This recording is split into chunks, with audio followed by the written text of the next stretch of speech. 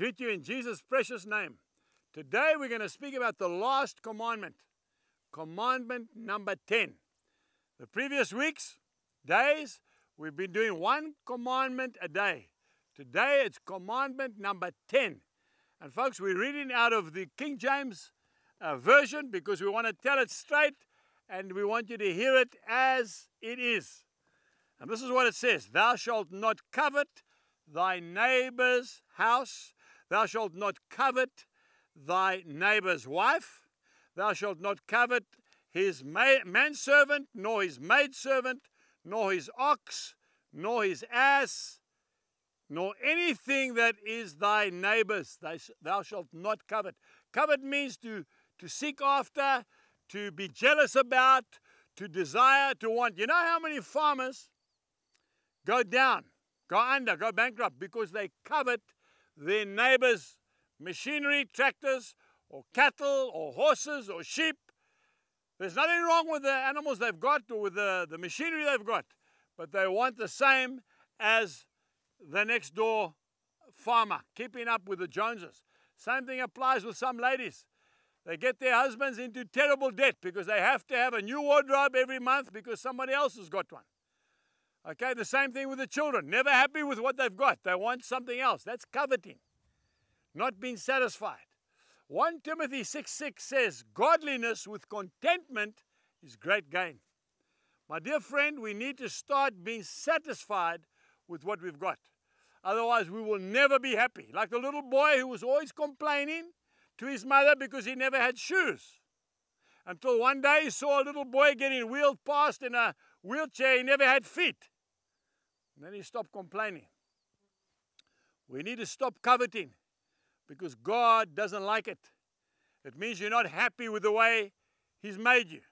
There's some girls who got beautiful curly hair, but they want straight hair. There's some girls who got beautiful straight hair, but they want curly hair. There's some girls who got beautiful white complexions, but they want dark complexions.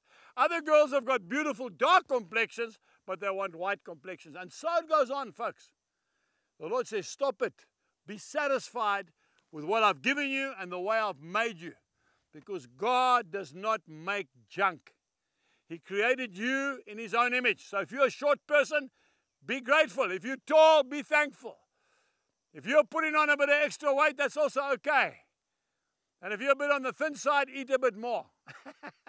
But folks, we need to understand one thing. It's the commandment number 10. Thou shalt not covet.